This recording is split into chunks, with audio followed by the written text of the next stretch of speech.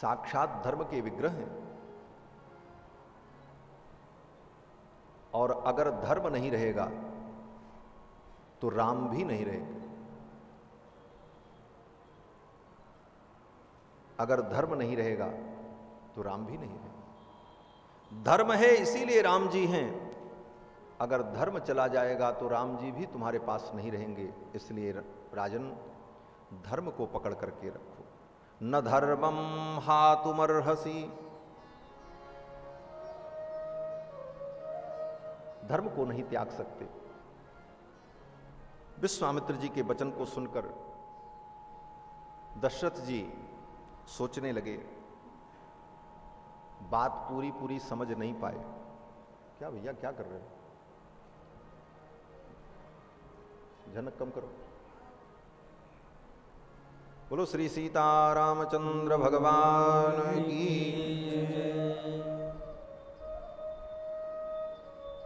तो वशिष्ठ जी ने सोचा कि अब इनको एकांत में बुला करके समझाना चाहिए। वशिष्ठ जी ने दशरथ जी को एकांत में बुलाया और धीरे से कान में कुछ बताया। क्या बताया? इसका संकेत गोस्वामी तुलसीदास जी ने किया। तब वशिष्ठ बहुविधि समझावा, तब वशिष्ठ बहुविधि समझावा।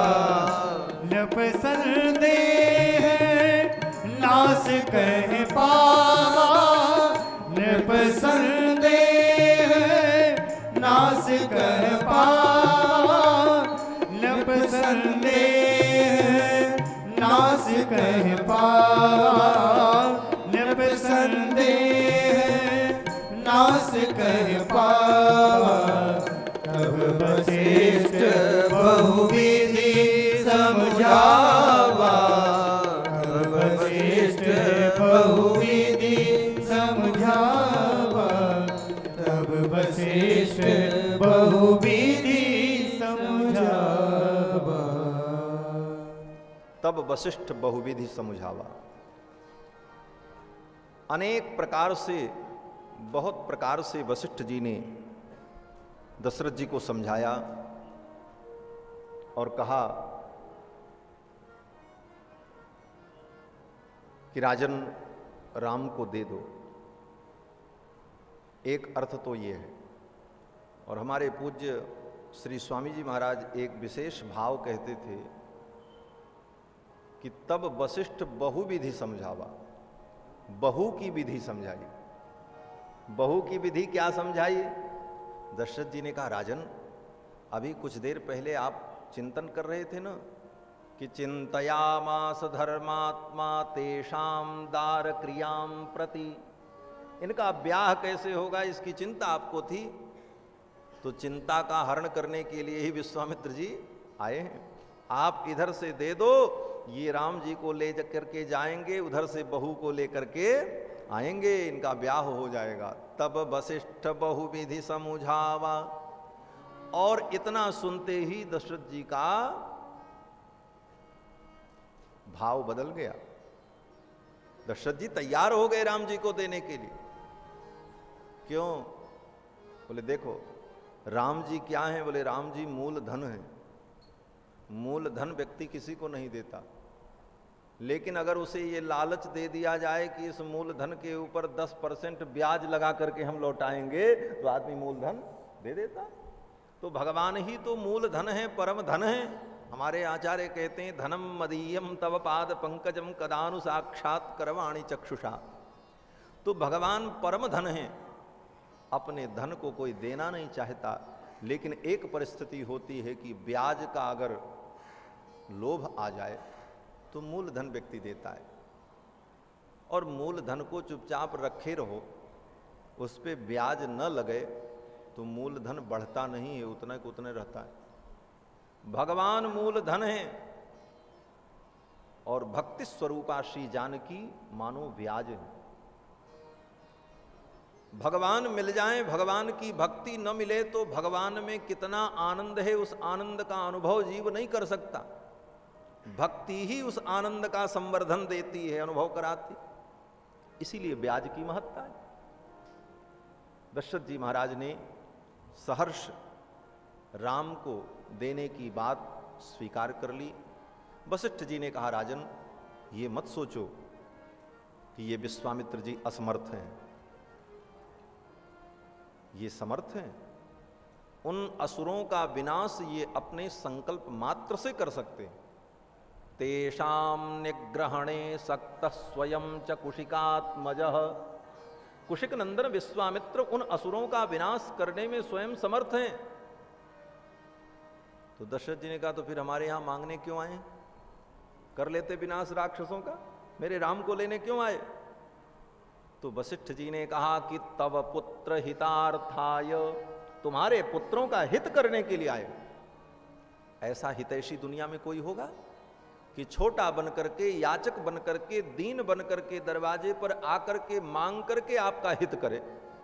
ऐसा हितैषी नहीं मिलेगा। और ये केवल आपके ही हितैषी नहीं है, ये तो संपूर्ण विश्व के हितैषी हैं, इसीलिए इनका नाम विश्वामित्र है। तो तव पुत्र हितार्थाय त्वामुपेत्याभियाचते। त्वाम उपेत्य, तव पार्श्वे आगत्य, आपके पास आकर के आपसे याचना कर रहे हैं। यह इनका वैशिष्ट है, इनकी महानता है। इसलिए हे राजन, सहर्ष अपने राम को कुमार लक्ष्मण के सहित दे दो। दशरथ जी महाराज तैयार हो गए और तुरंत अपने बालकों को बुलाया और विश्वामित्र जी को सौंप दिया। और सौंपते हुए कहा, हे मुनिवर, ये मेरे पुत्र प्राण के समान मुझे प्रिय हैं और इनको मैं आपको अर्पित कर रहा हूं। अब आज से आप ही इनके माता हो और आप ही इनके पिता हो। अति आदर दो तनय बुलाए, हृदय लाई बहु भांति सिखाए। अति आदर दो तनय बुलाए, हृदय लाई बहु भांति सिखाए। मेरे प्राण नाथ सुख दो, तुम मुनि पिता आन नहीं को। मेरे प्राण नाथ सुख दो, तुम मुनि पिता आन नहीं को। मेरे प्राण। अपने दोनों बालकों को बुला करके सुंदर शिक्षा दी, बेटा इनकी सेवा करना, इनकी आज्ञा का पालन करना, ये जो कहें वो करना।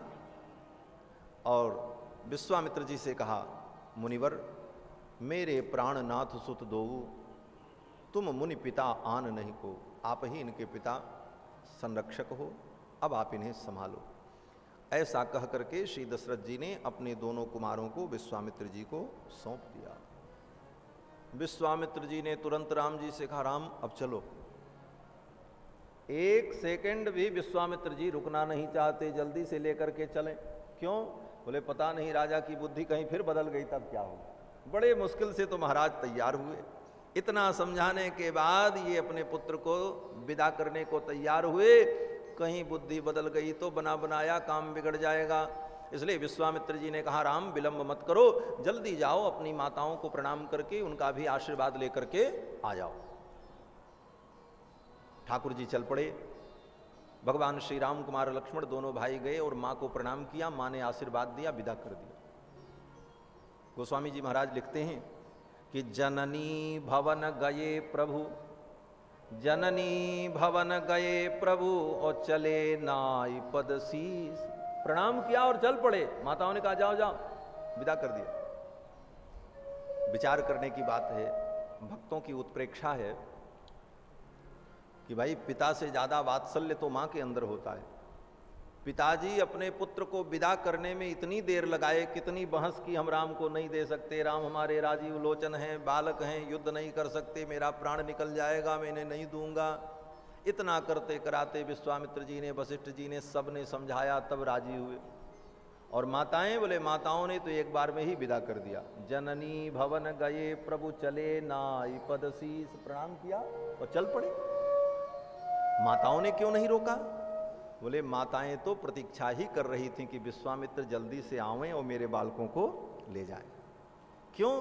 बोले माताओं को पहले से पता है कि विश्वामित्र जी आएंगे और मेरे बालकों को ले जाएंगे, फिर ब्याह करा करके बहू के सहित लेकर के आएंगे, इसलिए माताएं तुरंत विदा कर देती। बोले माताओं को कैसे पहले पता चल गया? बोले महाराज, एक बार भगवान शंकर ज्योतिषी बन करके अयोध्या में आए। भगवान श्री राम की बाल लीलाओं को देखने के लिए भगवान भोलेनाथ कभी किसी रूप में कभी किसी रूप में अयोध्या आवें और राम जी की लीला का दर्शन करें। तो एक दिन भोले बाबा ने योजना बनाई, चलो आज ज्योतिषी बन करके चलते। दूर से तो बहुत दर्शन किया, नजदीक से दर्शन का अवसर मिले, और इतने नजदीक से दर्शन मिले कि मैं रघुनाथ जी को गोद में लेकर के उनका दुलार करूं, उनका प्यार करूं, इतना दर्शन करूं। इस कामना से भोले बाबा जी ज्योतिषी बन गए महाराज। सुंदर वेश बनाया, ज्योतिषी बन करके साथ में अपने चेला काकभुजुंड को लिया और अयोध्या में आ गए। अब महल में कैसे प्रवेश मिले?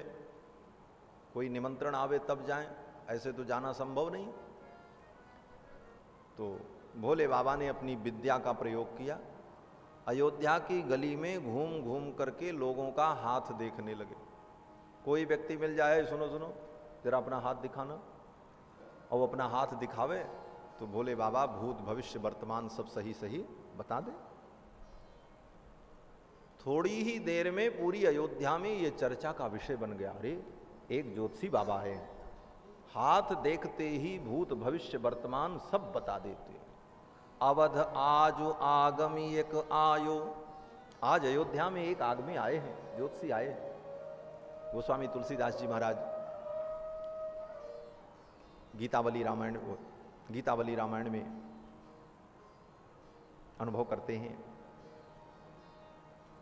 कि अवध आज आगम यक आयो, करतल निरखि कहत सब गुणगन बहुतन परिचय पायो।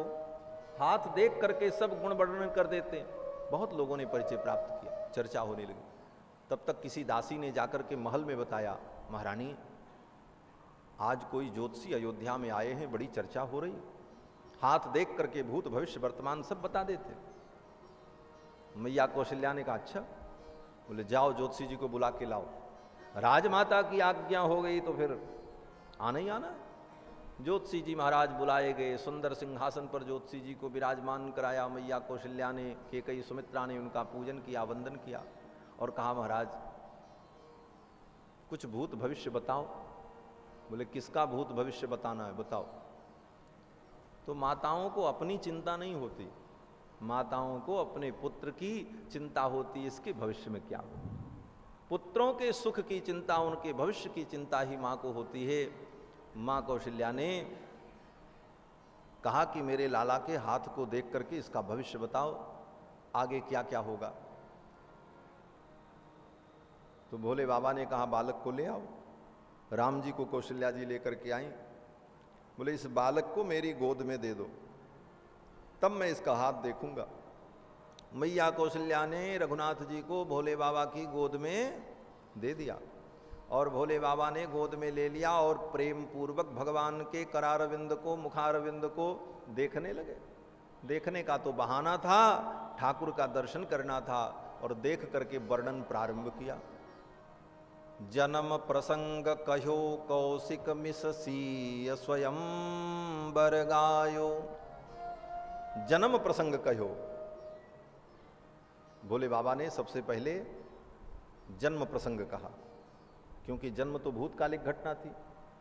ज्योतिषियों का यही नियम होता है, किसी का हाथ देखेंगे, किसी की कुंडली देखेंगे तो पहले भूतकाल की बात बताएंगे। पहले ऐसा कभी हुआ था?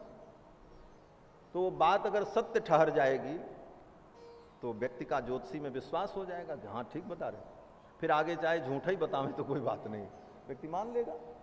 इसीलिए भूतकाल की बातें पहले बताते। तो भोले बाबा ने भी बताया, लेकिन भोले बाबा ऐसे ज्योतिषी नहीं हैं, वो तो सर्वज्ञ हैं, साक्षात महाभागवत हैं, परम भागवत हैं। तो जन्म का प्रसंग सुनाया। जन्म प्रसंग कहो कौशिक मिस, और फिर विश्वामित्र के आगमन की बात बताई कि जब ये बालक बड़े होंगे तो एक दिन विश्वामित्र जी आएंगे और फिर विश्वामित्र जी राम और लक्ष्मण को लेकर के जाएंगे और फिर जनकपुर में स्वयंवर में धनुष को तोड़ करके ये सीता जी का वर्ण करेंगे, जानकी जी इनका वर्ण करेंगी और वहीं चारों कुमारों का विवाह होगा। जन्म प्रसंग कहो कौशिक मिस सीय स्वयंवर गायो। मैया ने कहा आगे क्या होगा? तो ज्योतिषी जी ने कहा कि आगे की बात फिर कभी बताएंगे, आगे की बात बाद में बताएंगे। क्यों? बोले आगे की बात बताने लायक नहीं है। क्यों? बोले आगे तो वन लीला होगी और वन लीला बता दें तो मां नाराज हो जाएगी। देखो ज्योतिषी को चाहिए कि अच्छी अच्छी बात बताओ, कड़वी बात बता दोगे तो दक्षिणा नहीं मिलेगी, डांट अलग से मिल जाएगी।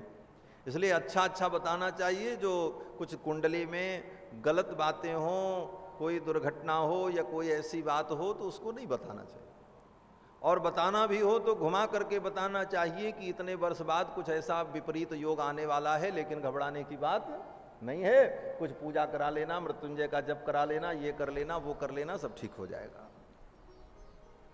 ये कला है। लक्षण उर विचार सब राखे, कछुक बनाए भूप सन भाखे। तो भोले बाबा ने सब बताया, विवाह प्रसंग की बात बताई और ज्योतिषी जी ने कहा कि जाते हैं, फिर कभी आएंगे तो आगे की बात बताएंगे। अभी तो आपके बालक के हाथ की रेखाएं बड़ी सूक्ष्म हैं और मैं भी बूढ़ा हो गया हूं, मुझे ठीक से दिखाई पड़ता नहीं, फिर कभी आएंगे तो आगे के भाग्य का वर्णन करेंगे। इस प्रकार ज्योतिषी जी महाराज आए थे भोले बाबा और पहले ही बता करके चले गए थे। माताओं को पहले से मालूम था विश्वामित्र जी आएंगे तभी मेरे छोरों का ब्याह होगा। इसलिए राम जी जब प्रणाम करने गए तब तक माताओं को ये समाचार मिल गया कि विश्वामित्र जी आ चुके हैं। माताएं तो पहले से गीत गाने लगी ब्याह के, और जैसे ही राम जी ने प्रणाम किया, मैया ने कहा बस जाओ जाओ, अब रुको मत, जल्दी जाओ। जननी भवन गए प्रभु चले नाई पद शीश। मां को प्रणाम किया, चल पड़े। विश्वामित्र जी भगवान श्री राम और कुमार लक्ष्मण को लेकर के चले। जब महल से बाहर निकले तो विश्वामित्र जी को यही अनुभव हुआ कि आज मुझे महान निधि मिल गई, विश्वामित्र महानिधि पाई। श्याम गौर सुंदर दो भाई, श्याम गौर सुंदर दो भाई, विश्वामित्र महानिधि पाई, विश्वामित्र महानिधि पाई, श्याम गौर सुंदर दो भाई, श्याम गौर सुंदर दो भाई। श्याम गौर सुंदर दो भाई, श्याम गौर राम और लक्ष्मण को प्राप्त करके विश्वामित्र जी ने यही अनुभव किया कि मुझे महान निधि मिल गई। और भगवान को लेकर के विश्वामित्र जी चले, सरयू जी के किनारे किनारे चल रहे और 6 कोस की यात्रा भई। अर्धर्ध योजनम गत्वा सरज्वा दक्षिणे तटे। सरजू जी के दक्षिण तट से किनारे किनारे विश्वामित्र जी राम जी को और लक्ष्मण को लेकर के जा रहे हैं। 6 कोस की यात्रा पूर्ण भई तो बीच में ही विश्वामित्र जी के मन में भाव आया कि राम जी तो मुझे मिल गए, भगवान तो मिल गए, लेकिन भगवान से अभी कोई मेरा संबंध नहीं बना। भगवान तो मिल गए लेकिन भगवान से हमारा कोई संबंध नहीं बना, और बिना संबंध के प्रेम टिकता नहीं। बंध माने बांध, और अगर बांध न हो तो पानी बिखर जाता है। उसी प्रकार बंध संबंध अगर न हो तो प्रेम बिखर जाता है। विश्वामित्र जी ने सोचा भगवान तो मिल गए लेकिन इनसे कोई हमारा संबंध नहीं हुआ। मैं इनसे क्या संबंध बनाऊं? नारायण,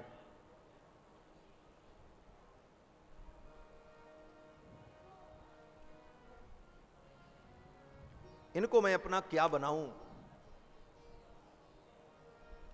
विश्वामित्र जी सोचने लगे, पुत्र तो मैं इनको बना नहीं सकता, क्योंकि ये दशरथ जी के पुत्र पहले से ही हैं। इनको मैं अपना पिता बनाऊं? बोले ये छोटे हैं, मैं बड़ा हूं, इनकी इतनी कम उम्र है और मेरी आयु इतनी है।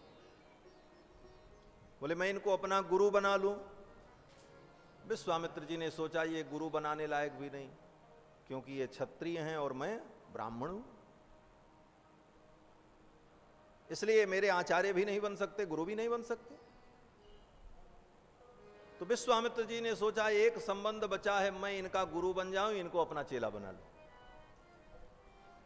और विश्वामित्र जी ने वहीं सरयू के तट पर राम जी से कहा, राम जाओ, जल्दी से जाकर के आचमन करो और आचमन करके प्रोक्षण करके आओ, मैं तुमको मंत्र देना चाहता हूं। बोले रास्ते में ही मंत्र दे दिया? बोले भगवान से संबंध बनाने के लिए मुहूर्त और दिन देखने की जरूरत नहीं होती। राम की शरण जाए सुदिन न हेरिए, गोस्वामी तुलसीदास जी कहते हैं कि भगवान की शरण में जाने के लिए सुदिन देखने की जरूरत नहीं है कि कोई सुंदर मुहूर्त हो तभी दीक्षा ली जाए, तभी भगवान की शरणागति की जाए। तदेव लग्नम सुदिनम तदेव तारा बलम चंद्र बलम तदेव विद्या बलम दैव बलम तदेव लक्ष्मी पते तेंग्रिगुम स्मरामि। जिस समय भगवान की हम शरण में जाते हैं, भगवान का स्मरण करते हैं, वही सुदिन है, वही सुंदर लग्न है, वही सुंदर मुहूर्त है। इसलिए विश्वामित्र जी ने विलंब नहीं किया। विश्वामित्र जी ने कहा, राम जाओ और जल्दी से आचमन करके आओ। गृहाण वत्स सलिलम मा भूत कालस्य पर्ययः। हे राम, समय व्यतीत मत करो और जल्दी से आचमन करके आओ। मंत्र ग्रामम गृहाणत्वम बलाम अतिबलाम तथा। बला अतिबला नाम का जो मंत्र समूह है, वो मंत्र समूह मैं तुम्हें देना चाहता हूं। मंत्र ग्रामम, एक मंत्र नहीं दिया विश्वामित्र जी ने, मंत्र ग्रामम, ग्राम माने समूह। गांव को ग्राम क्यों कहते हैं? बोले अनेक मनुष्यों का समूह जहां पर निवास करता है, इसीलिए उसका नाम ग्राम होता है। तो ग्राम का मतलब समूह। विश्वामित्र जी कहते हैं मंत्र ग्रामम गृहाणत्वम, मंत्र का समूह ही मैं तुम्हें देना चाहता हूं और जल्दी से आचमन करके आओ। राम जी गए, आचमन करके जल प्रोक्षण करके आए और सरयू के तट पर तीनों विराजमान हो गए। विश्वामित्र जी ने भगवान राम को बला अति बला नाम की विद्या प्रदान की। ये कैसी विद्या है? बोले इस विद्या की विशेषता है कि इस विद्या को जो प्राप्त कर लेता है, वो व्यक्ति कितना भी परिश्रम करे उसे श्रम नहीं होता, वो थकता नहीं। न श्रमो, बहुत से ऐसे लोग हैं जो परिश्रम करते हैं थकते नहीं, लेकिन बहुत परिश्रम करने पर थकान का अनुभव न हो तो क्या होता? बोले फिर बुखार लग जाएगा, ज्वर आ जाएगा। तो विश्वामित्र जी कहते न श्रमो न ज्वरो वाते। इस मंत्र का ऐसा प्रभाव है कि इस मंत्र को जो प्राप्त कर लेगा वो कितना भी परिश्रम करे उसे श्रम नहीं होगा और उसे कभी बुखार नहीं आएगा। नते रूपस्य विपर्ययः। और इस मंत्र की एक विशेषता यह भी है कि इस मंत्र को जो प्राप्त कर लेता है उसके रूप में कभी विपर्यय नहीं होता। विपर्यय का मतलब परिवर्तन, वो जैसा है वैसा ही रहता है। ऐसे तो हमारा आपका रूप बदलता रहता है। आज के 10 साल पहले की फोटो देखो और आज की फोटो देखो, अंतर समझ में आ जाए। लेकिन बला अति बला नाम की ऐसी विलक्षण विद्या है जिस विद्या को प्राप्त कर लेने के बाद रूप में कोई विकार नहीं होता। विश्वामित्र जी कहते हैं नते रूपस्य विपर्ययः न च सुप्तम प्रमत्तम वा धर्षयिष्यन्ति नैरिताः। और इस मंत्र की एक विशेषता और है कि बला अति बला नाम की विद्या जिसे प्राप्त हो जाए, वो व्यक्ति अगर सोता भी रहे और चारों तरफ से उसे शत्रु घेर लें, फिर भी शत्रु उसका कुछ बिगाड़ नहीं सकते। ऐसी विलक्षण विद्या विश्वामित्र जी ने भगवान राम को प्रदान कर दी। गृहाण वत्स सलिलम माभूत कालस्य परययः मंत्रग्रामं गृहाण त्वं बलाम अतिबलाम तथा। विद्या प्रदान की और विद्या प्रदान करते करते मंत्र बताते बताते विलंब हो गया। विलंब हुआ तो सायंकाल की वेला हो चुकी थी। तो विश्वामित्र जी ने कहा, राम अब आज रात्रि में हम लोग यहीं विश्राम करते हैं, सरयू के तट पर। अयोध्या से 6 कोस की दूरी पर जाकर के विश्वामित्र जी रुक गए और सरयू के तट पर एक रात्रि व्यतीत की। अब रात्रि व्यतीत करने के लिए तो सोना पड़ेगा, तो वहां तो कोई बिस्तर है नहीं। घास के बिस्तर पर, तृण पर भगवान श्री राम सोए, लक्ष्मण जी सोए और विश्वामित्र जी भी सोए। राम जी को, लक्ष्मण को नींद नहीं आ रही थी, तो विश्वामित्र जी सुंदर सुंदर कहानी सुना रहे थे। जैसे बच्चों को नींद नहीं आती तो कुछ देर माता पिता जब कहानियां सुनाते हैं तो सुनते सुनते सुनते सुनते नींद आ जाती। तो विश्वामित्र जी महाराज सुंदर सुंदर कथा सुनाने लगे। दशरथ नृपसूनु सत्तमाभ्याम तृणशयने नुचिते तदोषिताभ्याम कुशिक सुत वचोनुलालिताभ्याम सुखमिव सा विभवौ विभावरीच। कुशिक सुत वचोनुलालिताभ्याम, विश्वामित्र के वचनों से लालित हुए ठाकुर जी। विश्वामित्र जी ने अपनी वाणी के द्वारा ठाकुर रघुनाथ जी का लाड किया, दुलार किया, अनेक प्रकार की सुंदर कथाएं सुनाई और सुनते सुनते ठाकुर जी को नींद आ गई। नींद तो आ गई, लेकिन महर्षि वाल्मीकि को ये अच्छा नहीं लगा। वाल्मीकि जी कहते हैं, राम जी सोए तो, लेकिन ये बिस्तर इनके लायक नहीं था। तृण शयने नुचिते, अनुचिते, तृण के शयन पर, तृण के बिस्तर पर विश्वामित्र जी महाराज भगवान को सुलाए, ये इनके अनुकूल नहीं था। इतने सुकुमार सुकोमल सुचिक्कन ऐसे रघुनाथ जी को तृण के बिस्तर पर सोना पड़ा, ये उचित तो नहीं है। लेकिन भगवान भक्त वत्सल हैं, अपने भक्तों के लिए सब कुछ सहन करते हैं। तृण के बिस्तर पर शयन किया, रात्रि व्यतीत हुई। सवेरे विश्वामित्र जी की नींद खुली। राम जी अभी सो रहे हैं, लक्ष्मण जी भी सो रहे हैं। विश्वामित्र जी ने देखा तो विश्वामित्र जी ने सोचा, अब मुझे जगाना पड़ेगा, इन्हें जगाऊं। क्यों राम जी की नींद नहीं खुली? बोले इसलिए नहीं खुली कि अभी तक अयोध्या में यही परिपाटी थी कि राम जी सोते रहते थे। प्रभात वेला जब आती तो बंदी जन गुणगान करते, बिरुदावली गाते, मंगल वाद्य बजते, माँ कौशल्या केकई सुमित्रा मस्तक पर हाथ फेर करके दुलार करती, बेटा उठो सवेरा हो गया। इतना लाड दुलार होता तब जम्हाई लेते हुए, अंगड़ाई लेते हुए ठाकुर उठते थे। आज कोई जगाने वाला नहीं, सोए हैं। विश्वामित्र जी को लगा अब तो मां कौशल्या का जो कर्तव्य है वो कर्तव्य मुझे निर्वाह करना पड़ेगा। और मां कौशल्या के कर्तव्य का निर्वाह करते हुए विश्वामित्र जी भगवान को जगाते हैं। इसीलिए विश्वामित्र जी ने यहां पर कौशल्या जी का स्मरण किया कि कौशल्या सुप्रजा राम पूर्वा संध्या प्रवर्तते उत्तिष्ठ नरसार्दूल कर्तव्यम दैवमान्हिकम। हे राम, कौशल्या सुप्रजा राम, तुम्हारे जैसे पुत्र को प्राप्त करके कौशल्या सुप्रजा हो गई। सुप्रजा माने सुंदर पुत्र वाली हो गई, सुंदर पुत्रवती हो गई। ऐसी सुप्रजा कौशल्या के पुत्र राम आज यहां तुम्हारी मां कौशल्या नहीं है। मुझे ही मां कौशल्या समझो और बेटा उठो।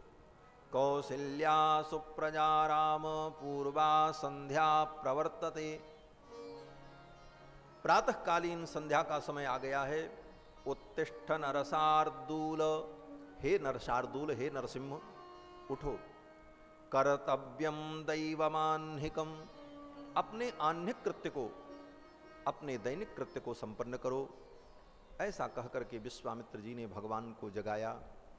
ठाकुर जी उठे, लक्ष्मण जी उठे, विश्वामित्र जी के चरणों में प्रणाम किया और अपने नित्य कर्म में प्रवृत्त हो गए। आज भी मंदिर में जब सवेरे भगवान का उत्थापन किया जाता है तो यही श्लोक बोल करके भगवान को जगाया जाता है। चाहे राम जी का मंदिर हो, चाहे कृष्ण भगवान का मंदिर हो, चाहे नारायण का मंदिर हो, चाहे नरसिंह भगवान का मंदिर हो, आज भी परंपरा यही है कि भगवान का जब उत्थापन किया जाता है तो यही श्लोक बोला जाता है। कौशल्या सुप्रजा राम पूर्वा संध्या प्रवर्तते। उत्तिष्ठ नरसार्दूल कर्तव्यम दैवमान्हिकम। उत्तिष्ठोत्तिष्ठ गोविंद उत्तिष्ठ गरुणध्वज उत्तिष्ठ कमलाकांत त्रैलोक्यम मंगलम कुरु। हे प्रभु आप उठो और जगत का मंगल हो। इस भाव से आज भी वाल्मीकि रामायण के इसी श्लोक को बोल करके भगवान का उत्थापन किया जाता है। तिरुपति बालाजी में जाओ, वेंकटेश भगवान का जब सुप्रभात होता है तो सबसे पहले यही बोला जाता है, कौशल्या सुप्रजा राम, जो विश्वामित्र जी ने कहा है। ठाकुर जी उठे, नित्य कर्म संपन्न हुआ। नित्य कर्म करने के बाद विश्वामित्र जी के साथ भगवान चल पड़े और जब चले तो रास्ते में बड़ी अद्भुत लीला करते ठाकुर जी जा रहे हैं। सरजू जी के किनारे किनारे आगे पहुंचे जहां सरयू नदी का गंगा नदी से संगम हो रहा था। आगे सरयू जी जाकर के गंगा में मिल जाती हैं बलिया जिला में। तो सरयू और गंगा का जहां संगम है वहां जब पहुंचे और दोनों जल का मिलन हो रहा था, सरयू और गंगा का, घर घर घर घर की आवाज हो रही थी। तो भगवान श्री राम ने पूछा, गुरुदेव ये घर घर घर घर की आवाज कहां से आ रही? तो विश्वामित्र जी ने बताया, राम ये दो नदियों का जल मिल रहा है इसलिए ऐसी अद्भुत ध्वनि प्रकट हो रही है। फिर राम जी ने पूछा, ये दो नदी कौन है? तो विश्वामित्र जी ने कहा, एक गंगा है एक सरयू है। बोले ये सरयू का नाम सरयू क्यों है? बड़ी अद्भुत लीला है। ऐसी लीला भगवान सब जान रहे हैं लेकिन क्यों पूछते हैं? इसलिए पूछते हैं कि भगवान जब अयोध्या से चले तो दशरथ जी ने यही कहा था कि मेरे प्राणनाथ सुत दो तुम मुन पिता आन नहीं हो। आप ही इनके पिता हो, ये आपके पुत्र हैं। तो भगवान ने सोचा पुत्र जब मैं इनका बना हूं, इनका शिष्य बना हूं, तो बाल लीला का आनंद मैं इनको प्रदान करूं, इनको भी बाल लीला का आनंद मिले। तो बाल लीला क्या है? बोले बालक की जैसे जिज्ञासा होती है, बालक को कहीं लेकर के चलो जाओ तो बालक कहता ये क्या है, बाबूजी बाबूजी ये क्या है। हर चीज जानने की उसके अंदर जिस तरह सहज प्रवृत्ति होती है, उस प्रकार राम जी पूछ रहे हैं विश्वामित्र जी से, गुरुजी ये क्या है, गुरुजी ये कौन सा फूल है, गुरुजी ये कौन सी नदी है, गुरुजी इस पर्वत का नाम क्या है। अब गुरुजी बार बार सब बता रहे हैं, अद्भुत आनंद हो रहा है। यही भक्ति महाराज, भगवान को कैसे भजना चाहिए। गोस्वामी जी महाराज कहते हैं कि सुतसों प्रीति, ये सूत्र है समझना, सुतसों प्रीति, जैसे बच्चे से प्रेम किया जाता है उस प्रकार भगवान से प्रेम करो। जैसे बच्चे का दुलार किया जाता है, उसका हर मान रखा जाता है, उसकी हर इच्छा पूरी करने का प्रयास किया जाता है, उस तरह ठाकुर की इच्छा को पूर्ण करने का प्रयत्न। सुत सो प्रीति और प्रतीति मित्र सो, और मित्र में जिस प्रकार विश्वास होता है उस प्रकार भगवान में विश्वास रखो। सुत सो प्रीति प्रतीति मित्र सो और नृपज्यों डर डरिए, नृपज्यों डर डरिए। और इसके साथ साथ भीतर में डर भी बना रहे। कैसा डर? बोले जैसे राजा से प्रजा डरती है उस प्रकार डर भी बना रहे। इतने निर्भय मत हो जाओ कि तुम भगवान के ऊपर जो चाहो सो करो, शासन करो। ना ना, भगवान भगवान हैं, हम जीव हैं। ये भाव भी हृदय में बना रहे, थोड़ा भय भी बना रहे और प्रीति भी हो। सुत सो प्रीति प्रतीति मित्र सी नृप ज्यों डर डरिए। तो भगवान ऐसी ही अद्भुत लीला कर रहे हैं। कभी पूछते ये क्या है, कभी ये क्या है। और इतना ही नहीं, सहज बालक जैसी लीला ठाकुर जी करने लगे। कहीं कोई पर्वत देखें तो विश्वामित्र जी तो चल रहे हैं, ठाकुर जी दौड़ते दौड़ते जाके ऊपर चढ़ जाएं और वहां से चढ़ करके अगल बगल देखें, इधर क्या है उधर क्या है। गोस्वामी तुलसीदास जी महाराज लिखते हैं कि पैठत सरनी सिलनी चढ़ चितवनी। कहीं कोई सरोवर दिखाई पड़े, सरोवर में कमल खिला है तो विश्वामित्र जी पीछे रहे, राम जी दौड़े दौड़े आगे चले जाएं, घुस करके कमल तोड़ने लग जाएं। विश्वामित्र जी कहते अरे राम रुको रुको, पानी कहीं ज्यादा होगा तो समस्या हो जाएगी। तो कभी कमल तोड़ने लग जाएं, कभी फूल तोड़ने लग जाएं, कभी किसी पर्वत खंड पर, किसी प्रस्तर खंड पर चढ़ करके ऊपर से वन की सुषमा को, शोभा को देखने लग जाते। पैठत सरनि सिलन चढ़ी चितवनी खग मृग बन रुचिराई। खग मृग बन रुचिराई, खग को, मृग को, वन की रुचिरता को सादर सभय सप्रेम।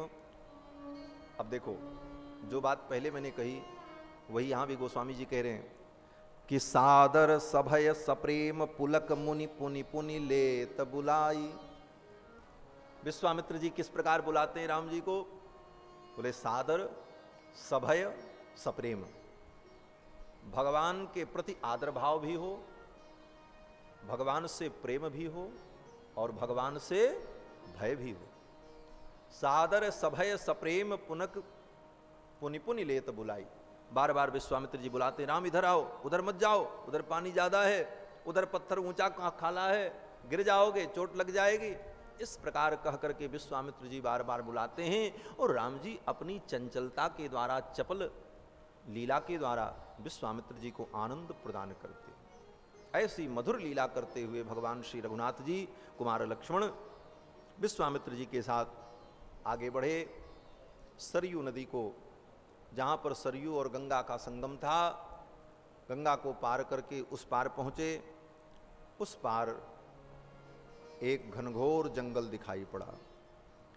उस घनघोर जंगल को देख करके राम जी ने पूछा, गुरुदेव ये जंगल तो बड़ा विचित्र है। इस जंगल को देख करके लग रहा है कि यहां पर पहले कोई नगर था, क्योंकि पुरानी दीवार दिखाई पड़ रही है, प्राकार दिखाई पड़ रहे हैं। लग रहा है कि यहां पहले कोई नगर हुआ करता था। तो विश्वामित्र जी ने सारी कथा सुनाई। विश्वामित्र जी ने कहा, राम पुरा वृत्तवधे राम मलेन समभिप्लुतम क्षुधा चैव सहस्राक्षम ब्रह्महत्या समाविशत। जब सतयुग में वृत्रासुर का वध किया था इंद्र ने, तो इंद्र को ब्रह्म हत्या लग गई थी। उनकी ब्रह्म हत्या का विमोचन करने के लिए देवताओं ने यहीं पर ला करके इंद्र को स्नान कराया था। अनेक प्रकार के औषधि मिश्रित जल से जब इंद्र को स्नान कराया, इंद्र का अभिषेक किया, तो इंद्र के शरीर में जो मल था, जो ब्रह्म हत्या थी, वो निवृत्त हो गई। इसीलिए इस देश का नाम पड़ा है मलद। और इसी से सटा हुआ एक नगर था जिसका नाम था करूष। ये मलद और करूष नाम के दो बड़े समृद्धशाली जनपद थे, लेकिन आज ये जंगल हो गए। राम जी ने पूछा, ये जंगल क्यों हो गए? तो विश्वामित्र जी ने कहा कि ताटका नाम की एक यक्षिणी यहां आ गई और उस यक्षिणी ने यहां पर रहने वाले सभी नागरिकों को मार करके खा लिया, साफ को साफ कर दिया। और उसके दो बेटे भी हैं, मारीच और सुबाव। और इन सब ने मिलकर के इस नगर को उजाड़ दिया, जंगल बना दिया। और वो राक्षसी इसी जंगल में रहती है। राम जी ने कहा, कहां रहती है, किधर रहती है? तो विश्वामित्र जी ने कहा कि सेयम पंथानमावृत्य बसत्यत्यर्ध योजने इसी रास्ते में 6 कोस के बीच में वो रहती है। 6 कोस का उसका एरिया है, इसी क्षेत्र में वो रहती है। बसत्यत्यर्ध योजने चर्चा हो रही थी, तब तक वो राक्षसी आ ही गई महाराज। विश्वामित्र जी अभी बता रहे थे, तब तक राक्षसी आ गई। चले जात मुनि दीन दिखाई, सुन ताड़का क्रोध कर दाई। चले जात मुनि दीन दिखाई, चले जात मुनि दीन दिखाई, चले जात मुनि दीन दिखाई, चले जात मुनि दीन दिखाई, सुन ताड़का क्रोध कर धाई, सुन ताड़का क्रोध कर धाई, सुन ताड़का क्रोध कर धाई। विश्वामित्र जी दिखाते हुए जा रहे थे, बताया यही वो वन है जहां पर ताड़का रहती है। तब तक उस ताड़का ने देख लिया महाराज, और वो क्रोध करके दौड़ पड़ी। जब क्रोध करके वो दौड़ी तो विश्वामित्र जी ने कहा, राम धनुष को ज्यासज्ज कर लो और संकोच मत करना, इसे मार देना। उनके जगत में, उनके जीवन में भगवान ने प्रत्यक्ष ऐसी लीलाएं भी दिखाई। हम लोग पढ़ते हैं ग्रंथों में कि पूज्य महाराज श्री कनक भवन में दर्शन करने के लिए पधारे। ऐसे जाते नहीं थे कनक भवन दर्शन करने, लोग भक्त नित्य प्रति कनक भवन दर्शन करने जाएं, वो नहीं जाते थे। क्यों? बोले उनका भाव ये था कि कनक भवन में रघुनाथ जी बैठे हैं और वो मेरे शिष्य हैं, और बगल में बहू रानी बैठी हैं। मैं जाऊंगा तो बहू को संकोच होगा। जहां बहू बैठी हो उसके एकांत कक्ष में, नित्य निभृत निकुंज में, बूढ़ों को, बुजुर्ग को, श्रेष्ठ जनों को जाना ठीक नहीं है। इसलिए आचार्य चरण ये सोचते थे कि किशोरी जी को संकोच होगा, इसलिए जाते नहीं। लोगों ने बहुत आग्रह किया, लोगों के बहुत आग्रह पर जब पधारे, वहां पहुंचे तो एक अद्भुत घटना घटित हुई। किशोरी जी का जो मुकुट है, जो चंद्रिका है, अपने आप वो चंद्रिका गिर पड़ी और किशोरी जी का जो आंचल था वो आंचल सामने आ गया और जानकी जी को घूंघट हो गया। गुरुदेव को देख करके जानकी जी ने अपना मुख ढक लिया। ये प्रत्यक्ष घटना कनक भवन श्री अवध धाम की है। ऐसे पवित्र परम श्रद्धेय वशिष्ठ पद प्रतिष्ठित श्री उमापति त्रिपाठी जी महाराज की 5वीं पीढ़ी में पूज्य महाराज श्री। बंधुओं, ठाकुर जी की बड़ी अद्भुत अद्भुत लीला है। इस अवध में एक एक विभूतियां भई हैं महाराज। उनके वंश में आपका प्रादुर्भाव है। पूज्य गुरुदेव भगवान त्रिपाठी जी भगवान को शिष्य भाव से भजते थे। जिस भाव से जीव भजता है भगवान वैसी ही लीला करते हैं। हम लोगों का परम सौभाग्य। आइए आगे की चर्चा में प्रवृत्त होते हैं। श्री विश्वामित्र जी महाराज ने भगवान से 5 बार कहा कि राम दया मत करना, इसे मार देना। पधारो महाराज, इसे मार देना, इस पर दया मत करना। नहीं ते स्त्री वध कृते घृणा कार्या नरोत्तम। स्त्री समझ करके इसके ऊपर घृणा मत करना। अनिंद्रम लोकमिच्छन्ति काव्य माता निषूदिता। विश्वामित्र जी कहते हैं, राम शुक्राचार्य की माता भृगु महर्षि की पत्नी सारे विश्व को समाप्त कर देना चाहती थी। तो भगवान विष्णु ने भृगु महर्षि की पत्नी को मार डाला।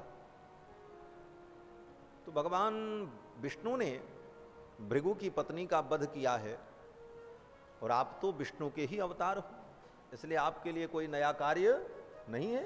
ये कार्य आप पहले भी कर चुके हो, इसलिए आप दया मत करना, इसे मार देना। अधर्म सहिता नार्यो हता पुरुष सत्तमयी। अधर्म से युक्त जो नारियां थीं उनको श्रेष्ठ पुरुषों ने मारा है। इसलिए तस्माद एनाम घृणाम त्यक्त्वा, इसलिए दया का त्याग करके जहि मच्छासनान नृप, मेरे शासन को मान करके, मेरे आदेश को मान करके इसे मारो। पहले तो कर्तव्य बताया, बाद में विश्वामित्र जी ने कहा ये मेरा आदेश भी है कि तुम इसे मार दो। अब जब आदेश की बात हो गई तो फिर कोई विचार करने की जरूरत ही नहीं। गुरु का आदेश, गुरु की आज्ञा तो पालनीय होती है। आज्ञा गुरुणाम अविचारणीय, श्रेष्ठ जनों की आज्ञा में विचार नहीं करना चाहिए। भगवान श्री राम ने अपने धनुष की डोरी को पकड़ करके खींचा और जब जोर से छोड़ा, ऐसी भयंकर ध्वनि हुई, पूरा जंगल कंपायमान हो गया। ताड़का अपने दोनों हाथ को ऊपर उठा करके दौड़ पड़ी भगवान श्री राम और लक्ष्मण की ओर। उद्यम्य बाहुम गर्जंतीम, दोनों बाहु को ऊपर उठा करके गर्जना करती हुई दौड़ी। लक्ष्मण जी सावधान हो गए। लक्ष्मण जी ने सोचा तब तक हम अपना काम कर लें। लक्ष्मण जी का काम क्या है?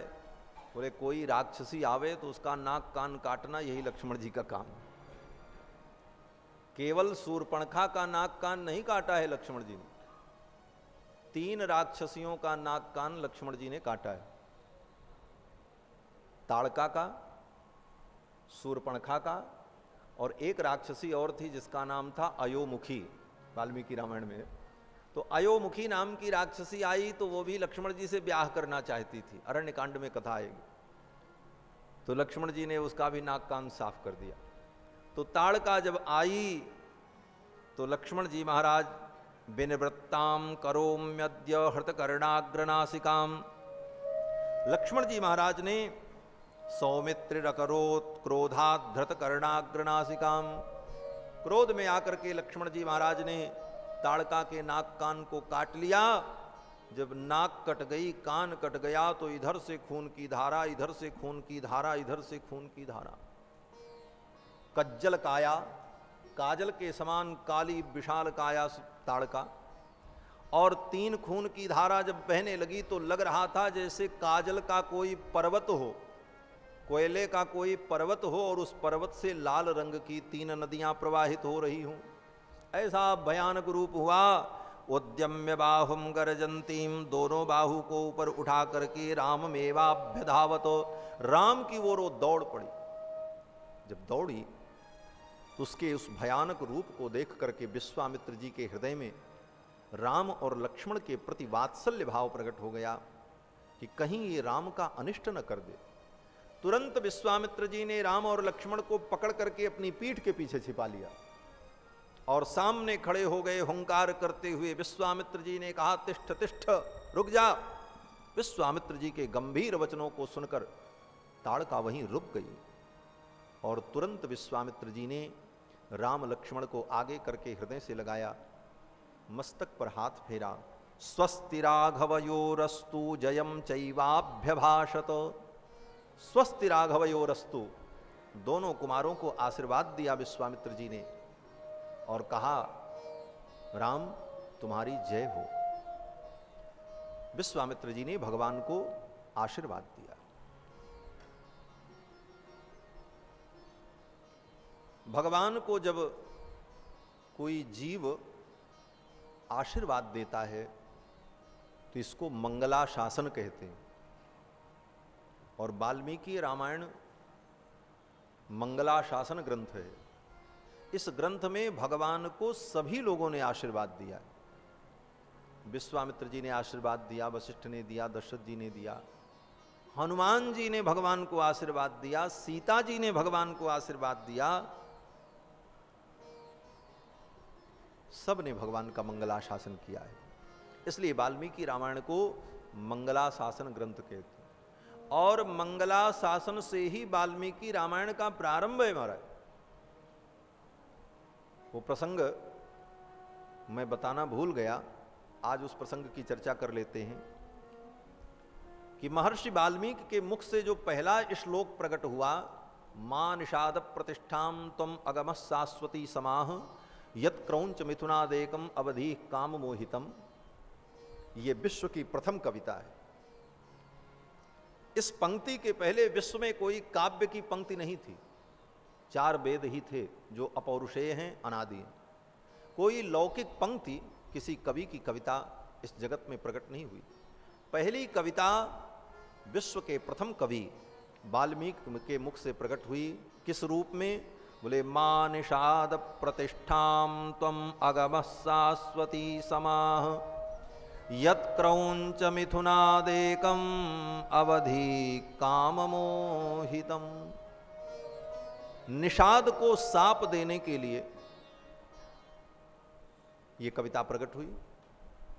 इसका अर्थ है कि हे निषाद, तुम्हें कभी शांति नहीं मिलेगी, क्योंकि तुमने इस क्रौंच को मारा है। ये तो साप परक अर्थ है, लेकिन गोविंदराज स्वामी जी ने इसका अर्थ किया है कि लौकिक दृष्टि से तो ये साप परक है, लेकिन पारमार्थिक दृष्टि से ये भगवान का मंगलाशासन है। गोविंदराज स्वामी जी इस श्लोक का अर्थ करते हुए कहते हैं कि महर्षि वाल्मीकि के मुख से जो प्रथम कविता निकली वो भगवान का मंगलाशासन है। क्यों? बोले कविता तो जगत के मंगल के लिए होती, काव्य की रचना जगत मंगल के लिए होती है, और विश्व के प्रथम कवि आदि कवि के मुख से पहली कविता प्रकट हो वो भी अमंगल के लिए, किसी के शाप के लिए, ये तो नहीं हो सकता। तब बोले ये प्रथम कविता भगवान का मंगल मनाने के लिए, भगवान का मंगलाशासन करने के लिए प्रकट हुई है। ऐसा अनुभव गोविंदराज स्वामी ने किया है और एक एक शब्दों का विलक्षण अर्थ किया है।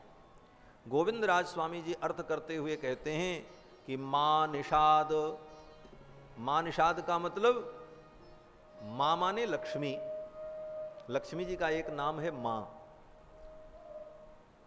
इसीलिए भगवान का नाम है माधव। मां माने लक्ष्मी, धव माने पति, जो लक्ष्मी के पति हैं, इसीलिए भगवान का नाम माधव।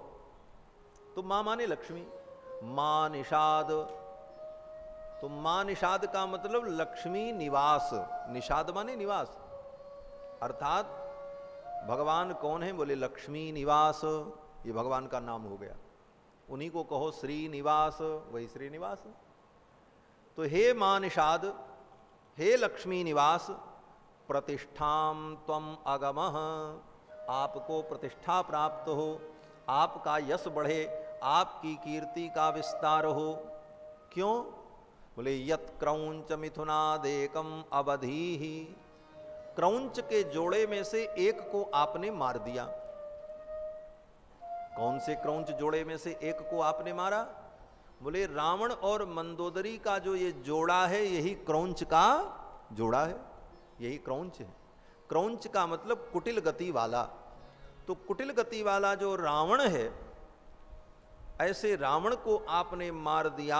क्रौंच मिथुनाद एकम अवधि, कीदृशम रावणम, रावण कैसा था? बोले काम मोहितम, जो काम मोहित रावण था, ऐसे रावण को आपने मार दिया, इसलिए आपका मंगल हो, आपकी प्रतिष्ठा का विस्तार हो। इस प्रकार से मानो आदि कवि महर्षि वाल्मीकि ने भगवान का मंगला शासन किया है। वाल्मीकि रामायण में यत्र तत्र भगवान का खूब मंगला शासन हुआ है, सभी लोगों ने भगवान को आशीर्वाद दिया है। वाल्मीकि रामायण ही हमारे श्री वैष्णव संप्रदाय का गेय ग्रंथ है। कहते हैं ना कि उपासक के लिए गेय और ध्येय का बड़ा महत्व होता है। ध्येय कौन है? भगवान। और गेय क्या है? भगवान की ये राम कथा। ये राम कथा रामायण ही वैष्णव का गेय है और भगवान ही ध्येय है। और इस गेय काव्य में यत्र तत्र सर्वत्र भगवान का खूब मंगला शासन हुआ है। तो विश्वामित्र जी ने भी यहां पर मंगला शासन किया। स्वस्ति राघवयोरस्तु जयम चैवाभ्यभाषत, हे राम तुम्हारा कल्याण हो, तुम्हारी विजय हो, ऐसा कह करके आशीर्वाद दिया। राम जी ने कहा बस इसी की आवश्यकता थी। अब आपने कह दिया कि राम तुम्हारी जय हो तो हमारी ही विजय होगी। और भगवान श्री राम ने धनुष पर बाण चढ़ाया और एक ही बाण में ताड़का के प्राण का हरण कर लिया। एक ही बाण प्राण हर लीना, एक ही बाण प्राण हर लीना, दीन जानते ही निज पद दीना, दीन जानते ही निज पद दीना, दीन जानते ही निज पद दीना। एक ही बाण में भगवान ने ताड़का का प्राण हरण कर लिया। ताड़का निष्प्राण होकर के भूमि पर गिर पड़ी। फिर विश्वामित्र जी ने कहा, राम अब एक रात्रि हम लोग इसी वन में निवास करेंगे। उवास रजनीम तत्र, एक रात्रि भगवान श्री राम कुमार लक्ष्मण और विश्वामित्र उसी ताटका वन में निवास करते हैं। दूसरे दिन प्रातः काल वहां से चल पड़े। जब चले आश्रम में पहुंचे तो विश्वामित्र जी ने और भी जितने अस्त्र शस्त्र थे सब राम जी को दे दिया। आयुध सर्व समर्पिके तब निज आश्रम आने। सारे आयुधों को धर्म चक्र, इंद्र चक्र, वज्र, अशनि, गदा, मुशल, अनेक प्रकार के आयुध जो मंत्रात्मक थे, उन सारे आयुधों को विश्वामित्र जी ने भगवान राम को अर्पित कर दिया। और वो सारे आयुध दिव्य रूप से मूर्तिमान होकर के भगवान श्री राम के सम्मुख प्रकट हो गए। वो सारी विद्याएं प्रकट हो गई। भगवान राम ने उन विद्याओं को प्रणाम किया और कहा कि आप सब मेरे मन में प्रतिष्ठित हो जाओ। आज के जैसे अस्त्र शस्त्र नहीं थे कि आज भी अस्त्र शस्त्र होते हैं, लेकिन उनको कंधे पे रख के ढोना पड़ता है। AK-47 और राइफल, बंदूक, और 50 किलो का वजन, 20 किलो का वजन कंधे पर ढोते रहो। लेकिन विश्वामित्र जी ने जो अस्त्र शस्त्र दिया है ये सब दिव्य हैं।